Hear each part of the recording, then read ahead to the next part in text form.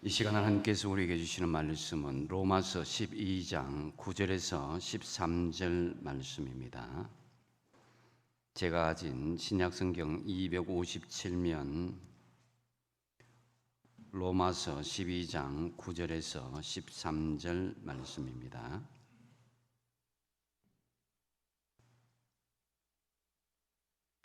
다 찾으신 줄 알고 제가 봉독합니다. 사랑에는 거짓이 없나니 악을 미워하고 선에 속하라. 형제를 사랑하여 서로 우애하고 존경하기를 서로 먼저 하며 부지런하여 게으르지 말고 열심을 품고 주를 섬기라.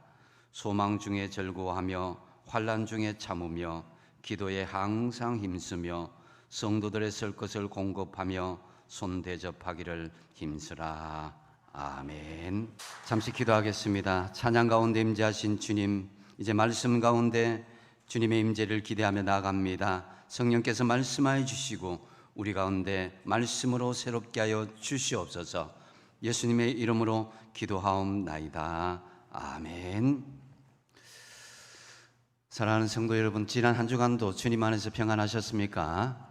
앞뒤 좌우로 서로 반갑게 기쁜 마음으로 인사를 나누고 교제 나누겠습니다. 잘 오셨습니다. 반갑습니다. 사랑합니다. 축복합니다.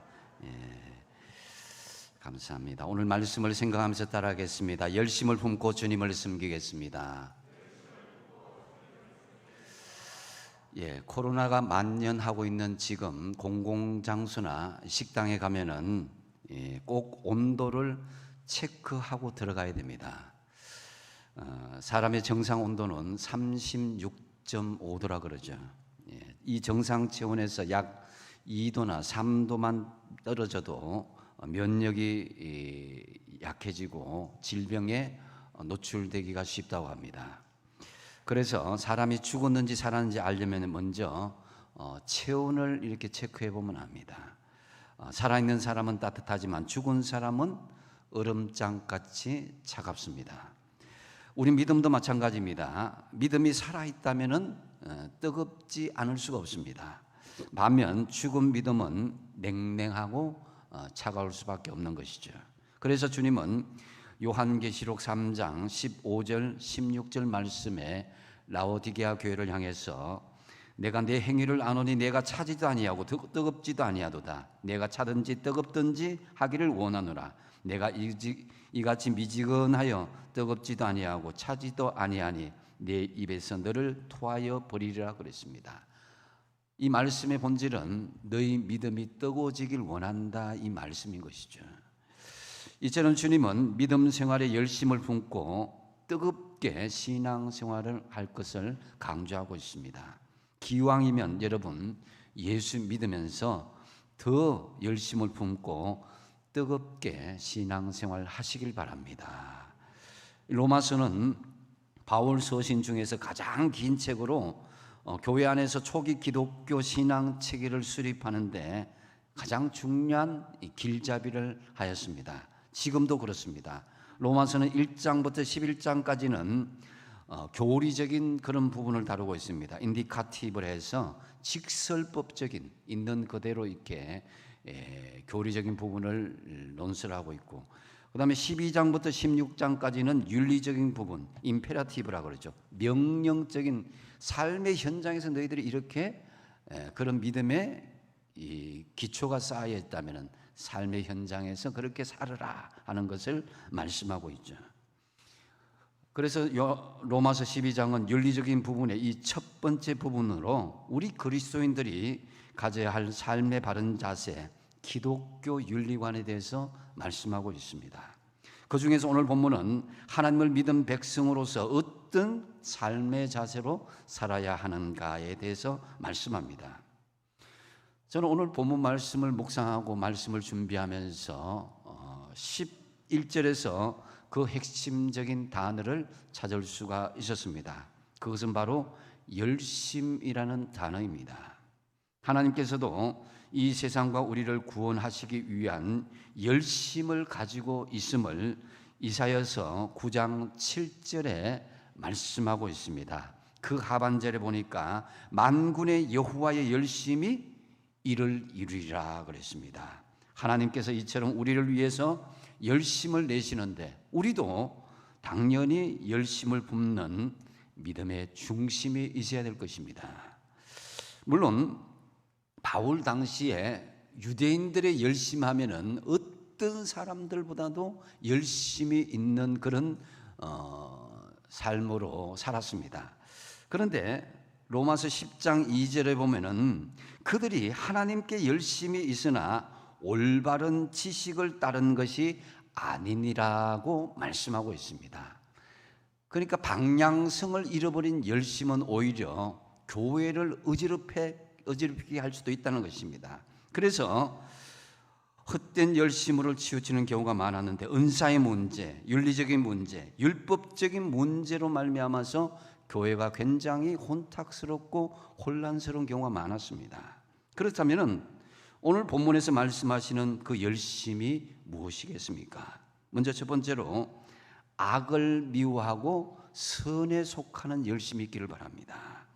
9절 말씀에 보면은 사랑에는 거짓이 없나니 악을 미워하고 선에 속하라 그랬습니다. 여기서 악을 미워하라, 이것은 단순히 내가 죄를 짓지 않는다 이런 수준에서 벗어나서 적극적으로 악에서 떠나서 선에 속하는 그런 단계를 원하는 것입니다.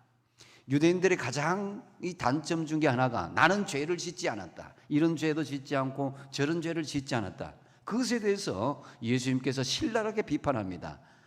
죄를 짓지 않는 것을 끝나지 말고 적극적으로 사랑하지 않고 선에 속하지 않는 것을 우리 주님께서는 지적하신 것입니다. 그래서 데살로니가 5장 21절 22절에 보시면은 범사헤아려 좋은 것을 취하고 악은 어떤 모양이라도 버리라고 그랬습니다. 선과 악을 잘 분별하여서 적극적으로 악을 피하지 말고 악을 버리면서 선을 선택할 수 있는 믿음의 결단을 우리에게 말씀하시는 것입니다. 이 모세의 뒤를 이어서 이스라엘 출애굽 공동체를 이끌었던 여호수아도 인생의 마지막 순간을 맞이하는데요, 그때 여호수아의 유언의 말씀 중에 여호수아서 25장 15절 말씀을 이렇게 말씀하고 있습니다. 만일 여호와를 섬기는 것이 너희에게 좋지 않게 보이거든 너희 조상들이 강 저쪽에서 섬기는 신들이든지 또는 너희가 거주하는 땅에 있는 아모리 족속의 신들이든지 너희가 섬길 자를 오늘 택하라. 오직 나와 내 집은 여호와를 섬기겠노라 그랬습니다. 여러분, 여호수아가 왜 이런 유언을 했겠습니까? 그 당시에 이스라엘 백성들이 어중간한 믿음을 가지는 그런 모습이 많았다는 것입니다. 그러니까 그 지역의 신도 좋고 하나님도 좋고 이런 어중간한 신앙 태도를 가지다 보니까 이스라엘 백성들이 끊임없는 그런 고통과 어려움을 당하는 것을 보고 분명하게 선택할 것을 말씀하고 있었던 것입니다. 인생이란 여러분 선택의 연속입니다. 때로 어느 것이 옳은 것인지 더 나은 길인지 가늠하기 어려울 때가 있습니다. 그래서 선택한다는 것은 어떤 가능성을 포기하는 것이기 때문에 선택은 아쉬움을 남깁니다. 그래서 결혼할 때 한 여자를 선택하고 한 남자를 선택할 때에 아쉬움을 남기죠. 내가 이 남자가 아니었으면, 이 여자가 아니었으면 다른 사람을 만났으면 더 좋았을지 않을까, 이런 아쉬움을 남기는 거죠. 우리는 세상과 하나님을 동시에 취하려고 하는 자세를 버려야 되는데요, 하나님을 믿으면서도 하나님 말고 다른 것도 취할 수 있었으면 어떨까 하는 그런 아쉬운 마음을 가지는 것, 이것을 버려야 되는 것입니다. 믿음으로 산다는 것은 세상이 아무리 어두워도 나는 빛으로 살아가겠다고 결심하는 것, 세상이 아무리 반짝반짝해도 나는 옳은 길로 선택하겠다고 하는 것, 세상이 아무리 냉혹해도 하나님의 사랑, 이웃 사랑을 포기하지 않는 분명한 결단을 하는 것입니다. 만약에 하나님의 자녀된 우리가 어중간한 태도를 취한다면 사단은 끊임없이 우리에게 표적을 삼고 우리를 괴롭힐 것입니다. 너 그런 죄를 지었지, 그렇게 태도를 취하였지 하면서 계속 우리의 어중간한 태도를 참소하게 되는 것이죠.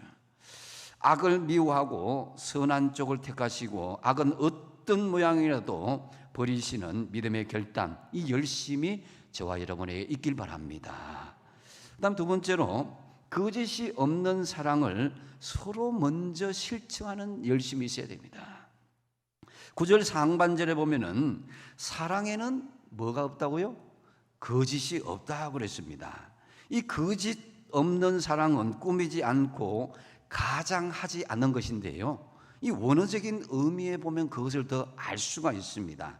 거짓이 없다, 이 부분을 헬라어로 보면은 아니포크리토스라는 이런 단어인데요, 이 단어는 가면을 쓴 배우 혹은 연기 이런 뜻입니다. 여기에다가 부정어, 그 앞에가 부정어가 붙었어요. 아가 붙었는데, 그래서 원래 원어적인 히포크리토마이, 이 말은 가면을 쓰다 이런 것인데, 그래서 이제 거기서 아니라는 아라는 그 부정적인 그런 단어가 붙으니까 거기에서 이제 가면을 쓰지 않은, 연기가 없는, 거짓이 없는 이런 뜻으로 되어진 것입니다. 그러니까 9절에 사랑에는 거짓이 없나니 이 말을 할 때 이 거짓이 없다, 이 단어를 원어 그대로 직역을 하면은 가면을 벗다라는 그런 의미인 것이죠. 즉 사랑에 거짓이 없다는 말은 이 가면을 쓰고 하는 연극처럼 하지 말라는 것입니다. 그래서 위선적이고 외식적인 사랑은 아니라는 것입니다. 바로 가룟 유다가 예수님을 사랑한 것처럼 입맞춤으로 하고 원수에게 넘겨주었습니다. 그것은 바로 가면을 쓴 거짓 사랑이죠. 여러분들이 저 사람은 분명히 나에게 악감을 가지고 있고 나를 미워한다는 그런 마음을 알면서도 하는 말은 사랑합니다라고 이렇게 손을 잡고 이렇게 나올 때에 소름이 돋는 그런 느낌 들지 않습니까? 그래서 여러분, 사랑하되 위선적인 가면을 벗고 진심으로 사랑할 수 있길 바랍니다. 또 10절 말씀에 보면은 형제를 사랑하여 서로 우애하고 존경하기를 서로 먼저 하라고 말씀합니다. 이 형제를 사랑하다, 이 필라델피아라고 그러는데, 이는 이 교회 성도들 간의 형제 자매 간의 사랑을 이야기하는 것입니다. 그리고 우애하다, 스톨고이라는 이 말은, 필로스톨고이 이 말은 바로 이 가족 간의 이 사랑, 이것을 이야기하는 것입니다. 요즘같이 어렵고 힘들 때에 성도들 간에, 가족 간에 정말 사랑하며 우애할 수 있는 그런 이 마음의 중심이 있을 때에 아무리 어렵고 힘들더라도 우리는 이겨낼 수가 있을 줄로 믿습니다. 그래서 이 우애한다는 것은 바로 공동의식, 지체의식을 가진다는 것입니다. 제가 군대에 있을 때에 제 동기들 중에서는 제가 좀 키가 큰 편에 속했거든요. 그런데 제가 참 훈련소에 있을 때 참 힘들었던 게 목봉을 들 때였습니다.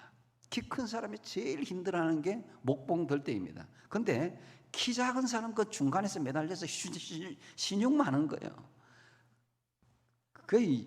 이게 공동의식, 지체의식, 막 웃고 막 힘들어하는 우리를 보고 막 그렇게 하는데 막 약이 오르는 그런 느낌들이 들었던 기억이 납니다. 여러분, 남들이 아픔을 당할 때 같이 아파하고 즐거워할 때 같이 기뻐해야 되는데, 때로는 정말 이 사람이 내 가족이 맞나, 이 사람이 내 성도가 맞나 할 정도로 내 마음을 아프게 하고 힘들게 하는 그런 마음들이 있다는 거예요. 그래서 이 그리스도인들은 세상 사람들과 달라야 되는데, 때로는 나에게 손해가 있다 할지라도 거짓이 없는 사랑, 이것을 실천할 수 있어야 됩니다. 세계적인 부자도 200년을 유지하기 힘들다고 했는데, 경주 최부잣집 이 가문의 부는 무려 300년간 이어졌다고 합니다. 여러분 잘 알다시피 가문 대대로 내려오는 육훈이 있었죠, 그죠? 그래서 그 내용을 간단히 소개드리자면, 진사 이상의 벼슬에는 오르지 말라, 제사는 만석 이상 되거든 사회에 환원하라. 또 흉년에는 땅을 늘리지 말라. 과객을 후하게 대접하라. 주변 백리 안에 굶어 죽는 사람이 없게 하라. 시집 온 며느리는 3년간 무명 옷을 입어라. 예, 참 내용 하나하나가 요즘 말로 하면 갑질하지 않고 진정으로 이웃을 아끼고 사랑하는 그 모습을 이 안에 볼 수가 있습니다. 그 중에서 특별히 감동적인 것은 만석 이상 받지 않는다라는 부분인데요. 채씨 가문은 부자여서 몇만 석의 소장료가 몇 년마다 나올 수 있는데도 소장료가 만석을 넘지 않도록 그렇게 기준을 두다 보니까 부자가 되면 될수록 그 소작인들의 소장료는 점점 낮아지게 되는 거예요.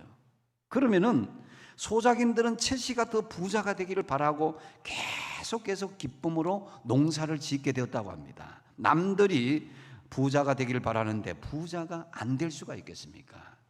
그래서 그 비결은 바로 사랑이었습니다. 이웃을 사랑했더니 그것이 통하더라라는 것이죠.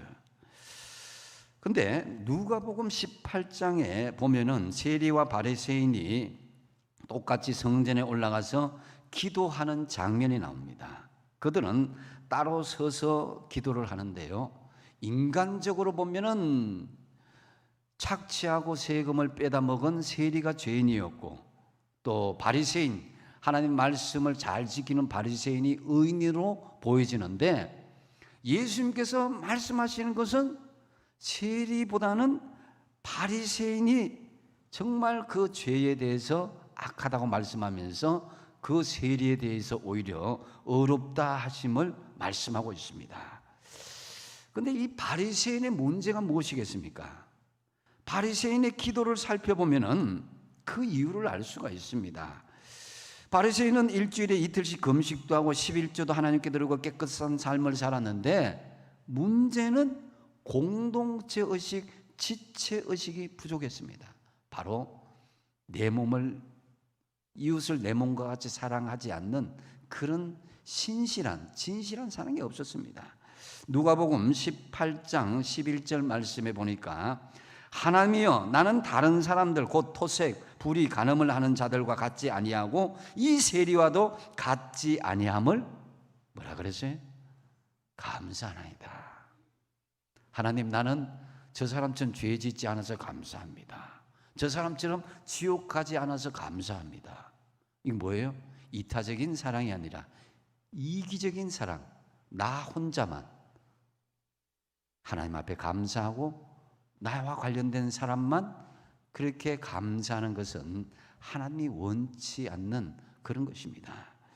그래서 바리새인의 마음속에는 전혀 형제의식이나 형제사랑이 없었음을 이 기도에서 볼 수가 있습니다. 그래서 우리 마음속에 우리가 다 한 형제라고, 한 자매라고, 이런 형제의식, 곧 우애가 있을 때에 비로소 우리는 그 사랑이 온전하게 전달될 수가 있는 것입니다. 바울은 거짓이 없이 형제를 사랑하고 서로 우애하여 존경하기를 서로 먼저 하라고 이렇게 강조하고 있는데요. 흠과 잘못을 끄집어내어서 비방할 것이 아니라 서로 존중하고 그 훌륭한 점을 인정할 수 있어야 됩니다. 우리가 사람과의 관계에서도 마찬가지입니다. 그 사람 부정적이고 좋지 않은 부분들은 있습니다. 그러나 아무리 못난 사람이라도 긍정적인 부분이 있을 거라 이거예요. 그래서 잘나고 긍정적인 부분을 존중해주고 먼저 인정해 줄 때에 그 사람의 마음문도 열리고 서로 관계가 열리게 되는 것입니다. 빌립보서 2장 3절에 보면은 아무 일에든지 다툼이나 허용을 하지 말고 오직 겸손한 마음으로 각각 자기보다 어떻게 하라고요? 남을 낫게 여기라고 그랬습니다. 겸손한 마음으로 자기보다 남을 여기는 이것이 있어야 상대방의 마음도 열리고 사랑이 서로 교류할 수가 있게 되는 것입니다. 사랑하고 존경을 하되 먼저 존경하라 이렇게 말씀합니다. 한번 앞뒤 좌우로 한번 옆에 있는 분들 한번 보고 이렇게 한번 이야기하겠습니다. 울산 호계교회 안에서 한 형제요, 한 지체가 되어서 영광입니다. 진심으로 사랑하고 존경합니다. 아멘. 여러분, 물론 이 고백이 잠깐의 고백이지만 이것이 여러분의 지체의식, 공동체의식을 가지는 진심이 통하는 고백의 삶으로 이어지시기 바랍니다. 그 다음에 세 번째로 열심을 품고 주를 섬기는 것입니다. 11절 말씀에 보니까 부지런하여 게으르지 말고 열심을 품고 주를 섬기라고 그랬습니다. 그래서 이 부분에서 헬라어로 보면 토푸뉴마티 제온테스라는 말, 이 토푸뉴마티는 하나님의 영을 이야기하고 제온테스는 뜨거운, 바로 성령과 함께 열심을 품는다라는 뜻을 가지고 있습니다. 곧 열심은 나 혼자만의 그런 감정적인 열기가 아니라 성령이 함께하는 열심이 될 때에 그것이 진정한 하나님의 열심이다라는 것입니다. 우리는 성령의 충만함을 받아야 뜨겁게 되어 주님을 열심히 섬길 수가 있습니다. 감정적인 열심은 내 마음에 들지 않때는 넘어지고 상처받을 수가 있습니다.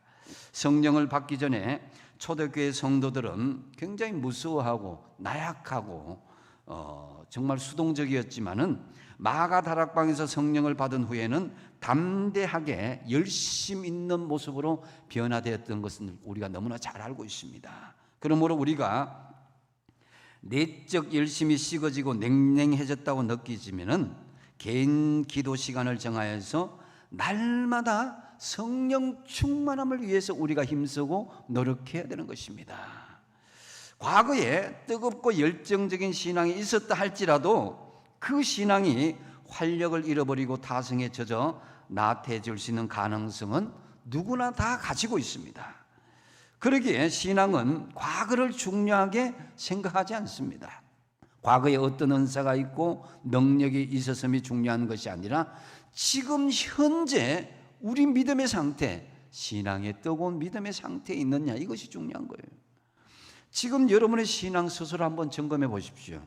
주님을 향한 뜨거운 열정이 있는지, 간절히 기도하고 싶고 말씀을 사모하고 예배를 사모하는 마음들이 더 뜨거워지고 있는지, 만약에 그렇지 않다면 우리들의 신앙은 나태한 신앙 쪽으로 흘러가고 있다는 거예요. 신앙은 가만히 있는데 저절로 성장하고 성숙하는 것이 아닙니다. 기도하는 일에, 또 예배드리는 일에, 전도하는 일에, 섬기는 일에 모두 열심으로 나아갈 때에 그것이 냉랭해지지 않고 늘 온기를 이어갈 수 있고 뜨거운 은혜를 이어갈 수가 있게 되는 것입니다. 그런데 오늘 본문은 이 성령으로 열심을 품기 위해서 중요한 조건이 있음을 말씀합니다. 바로 부지런하고 게으르지 말라라는 말씀입니다. 누구든지 처음 믿을 때는 뜨겁고 열정이 있습니다. 그러다가 어느 정도 시간이 흐르게 되면 처음 사랑을 잃어버리고 타성에 빠져서 미지근한 상태에 빠지는 경우가 있습니다. 그렇기 때문에 우리는 늘 매일매일 새로운 마음으로 매일매일 변화되는 성화의 삶을 반복할 수 있어야 되는 것입니다. 절대로 게으르거나 나태하지 말아야 되는 것입니다. 우리의 모습을 지금 현재 한번 되돌아보십시오. 혹시 코로나 때문에 세상의 바쁜 일 때문에 아니면 개인적인 질병이나 문제 때문에 핑계하면서 부지런함을 잃어버리고 게으르고 나태하게 된 부분이 없는지를 점검하십시오. 에레미야서 48장 10절 상반절에 하나님께서는 이렇게 경고하십니다. 여호와의 일을 게을리 하는 자는 저주를 받을 것이다 그랬습니다. 굉장히 무서운 말씀이죠. 또 잠언서 6장 9절에서 11절 말씀 같이 한번 읽어보겠습니다. 시작. 게으른 자여 내가 어느 때까지 누워 있겠느냐, 내가 어느 때까지 잠이 깨어 일어나겠느냐. 좀 더 자자, 좀 더 졸자, 손을 모으고 좀 더 누워 있자 하면 내 빈궁이 강도같이 오며 내 곰핍이 군사같이 이르리라. 아멘. 여러분, 주님을 섬기는 데에 적당하게 어중간하게 섬기는 것은 없습니다. 우리가 부지런하여 열심을 가지는 그때에 도우시는 보혜사 성령님의 역사도 강하게 일어나게 됨을 믿으시기 바랍니다.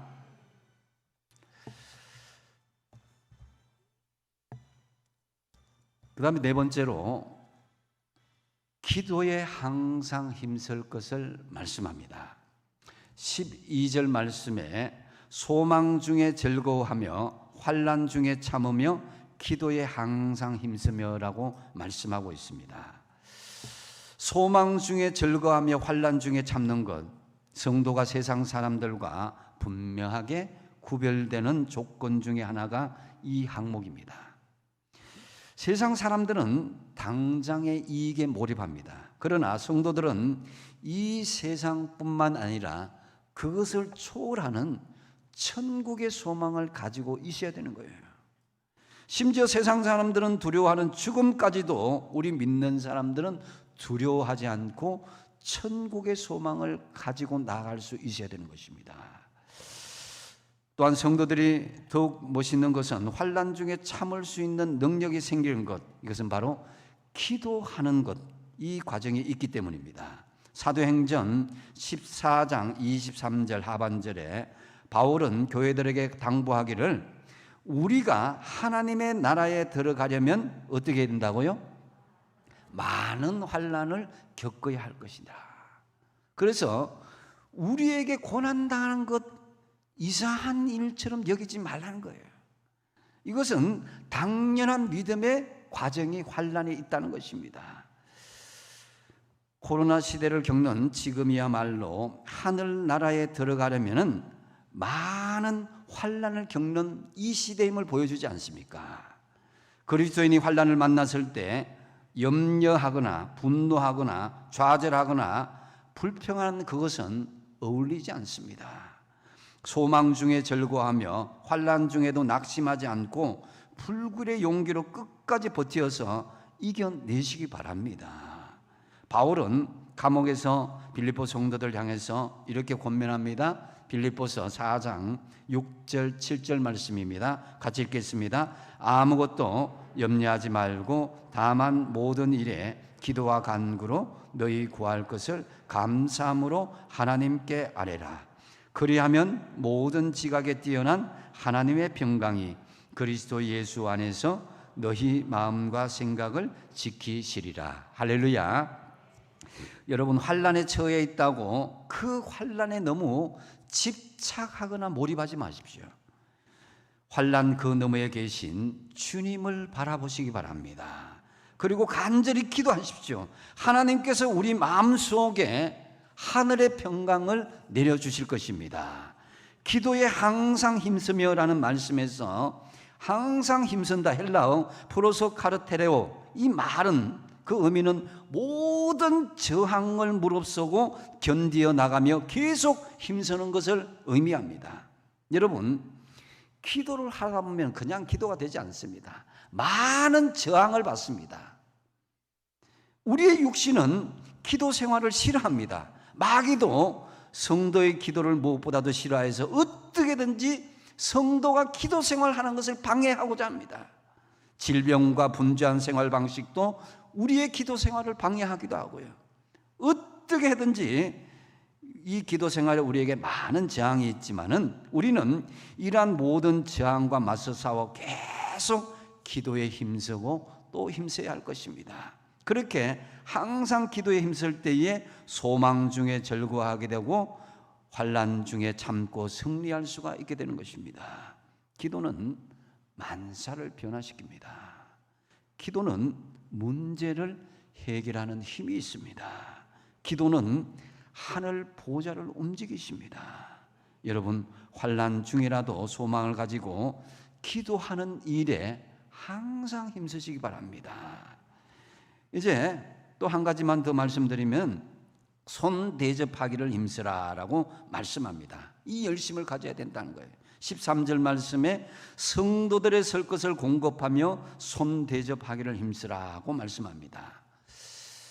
오늘 본문 당시에 이 로마의 압제와 부자들의 수탈로 인해서 수많은 사람들이, 그리스도인들이 노예로 전락하거나 경제적인 어려움을 겪는 경우가 굉장히 많았습니다.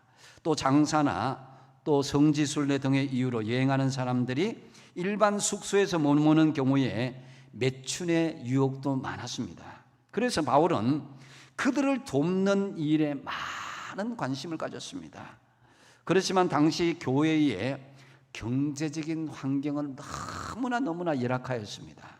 초대교회 성도들은 신앙 때문에 자기의 산업도 빼앗기고 재산을 빼앗기기도 일쑤였고, 들어는 핍박을 받아서 감옥에 갇히기도 했습니다. 그래서 많은 사람들이 마을에서 추방당하기도 하고 스스로 마을을 떠나기도 했습니다. 그래서 박해를 피해서 많은 그리스도인들이 당시 세계 제1의 도시 로마로 몰려들었던 것입니다. 사도 바울은 그들을 염두에 두면서 성도들의 설 것을 준비하라 이렇게 말씀했던 것이죠. 실제로 초대교회 성도들은 어려운 일에, 구제하는 일에 적극적으로 힘쓴 것을 볼 수가 있습니다. 그들은 있는 사람들은 자기의 집이나 밭을 팔아서 그 판 것을 사도들의 발 앞에 갖다 놓았습니다. 그러면 사도들은 그것을 각자의 필요에 따라서 나누어 주었던 것입니다. 코로나 이 어려운 시기에 성도들 여러분들이 어려운 사람들의 공급을 해 주어야 됩니다. 우리가 몇 주간 이게 재활용 용품을 우리가 모아서 이제 선교 현장으로 보내게 될 것입니다. 지금 선교 현장에도 많이 어려움을 겪다고 하는데 그 고난이 서로 공유될 때에 하나님께서는 더 기뻐하십니다. 우리도 언제든지 고난이 올 수가 있습니다. 이러한 고난과 환난들 주는 자가 복이 있다라고 말씀하십니다. 여러분, 인생이 왜 허무하게 되는 것입니까? 왜 원망이 생긴 것입니까? 무언가를 받으려고 하기 때문입니다. 보상 심리 때문입니다. 받지 않고 주고 섬기려고 하면 언제나 넉넉하고 충만합니다. 불만이 없습니다. 언제나 만족하고 행복합니다. 문제는 주면서 받으려고 하는 것, 이 보상 심리가 문제인 것입니다. 여러분, 자식들 잘 키워서 독립하고 자기들끼리 잘 살고 난 뒤에 부부가 하는 말이 아이고 자식 잘 키워도 소용이 없다 이렇게 이야기하는데, 여러분, 자식 키운 것이 헛것입니까? 그것을 주면서 받으려고 하면은 마음에 실망이 가고 또 불만이 생기는 것입니다. 보상 심리, 그것이 채워지지 않으니까 허망하게 느껴지는 것이죠. 하나님은 믿는 사람들을 줄 아는 이런 사람이 되기를 원하십니다. 사랑을 주고 물질을 주고 손님 대접하기를 힘쓰시기 바랍니다. 아브라함은 지나가는 손님을 잘 대접했더니 하나님의 천사를 대접한 결과가 나타났고, 롯도 성문에 들어오는 손님을 잘 대접하였더니 소돔성을 멸망시키러 온 하나님의 천사로부터 구원을 받게 되었습니다. 사르밧과 아브는 엘리야 선지자를 잘 대접했더니 흉년에서 구제를 받을 수가 있었고, 삭개오는 예수님을 잘 대접하였더니 그 집이 구원을 받을 수가 있게 된 것입니다. 그런 거로 우리는 손 대접하기를 힘쓸 수 있어야 되는 것입니다. 물론 지금 코로나로 낯선 사람에 대한 경계심이 심히 커진 상황이기에 함부로 접촉하기 어려운 것이 사실입니다. 그러나 마냥 그것을 핑계할 수는 없습니다. 이 어려운 시기에 진심과 사랑이 담긴 손 대접을 한다면 마음을 열게 하고 그들의 영혼을 주님께로 인도하는 기회가 될 것입니다. 지금 코로나로 인해서 많은 사람들이 절망하고 좌절하고 있습니다. 주님이 우리같이 미천한 사람을 받아준 것처럼 우리도 주변의 어려운 사람을 위해서 손 대접하기를 힘쓰는 저와 여러분 되시기 바랍니다. 이제 말씀을 맺습니다. 서양 속담에 계란을 깨지 않고는 오믈렛을 만들 수 없다라는 말이 있습니다. 여러분, 생각만으로는 부족합니다. 감동만으로는 부족합니다. 마리아처럼 옥합을 깨트릴 수 있는 그 열심을 나타내시기 바랍니다. 여러분의 인생 어떻게 살겠습니까? 그저 그렇게 살다가 가지 마시고 신앙의 열심을 품은 믿음의 족적을 남기도록 힘쓰시기 바랍니다. 주님을 섬기는 일에도 열심히 하시고 세상을 향하여서도 열심히 선한 영향력을 끼치도록 힘써야 될 것입니다. 참으로 너의 진정한 신앙의 열심이 코로나 이때를 위함이 아닌 줄 아느냐, 이 말씀이 들려오는 듯합니다. 오늘 5가지 열심을 품고 주님을 섬길 것을 말씀드렸습니다. 첫 번째 뭐라고 그랬습니까? 악을 미워하고 선에 속하라고 그랬습니다. 두 번째로 거짓이 없는 사랑을 서로 먼저 실천하십시오. 세 번째로 열심을 품고 주님을 섬기십시오. 그리고 항상 기도에 힘쓰십시오. 또한 마지막으로 손 대접하기를 힘쓰십시오. 이러한 열심으로 말미암아서 로마서 14장 18절 말씀처럼 같이 한번 읽어보겠습니다. 시작. 이로써 그리스도를 섬기는 자는 하나님을 기쁘시게 하며 사람에게도 칭찬을 받느니라. 이러한 하늘의 축복이 여러분과 여러분의 모든 삶의 현장에 풍성하게 임하시게 되길 바랍니다. 기도하겠습니다. 아버지 하나님, 어렵고 힘든 코로나 시대에 살고 있습니다. 그럼에도 불구하고 하나님, 우리의 열심은 식지 않게 하여 주시옵소서. 거짓이 없는 사랑으로 기도에 힘쓰며 손 대접하기를 힘쓰며 열심을 품고 주님을 섬기고 이웃을 섬길 때에 하늘의 많은 신령한 열매를 맺게 하여 주시옵소서. 예수님의 이름으로 기도하옵나이다. 아멘.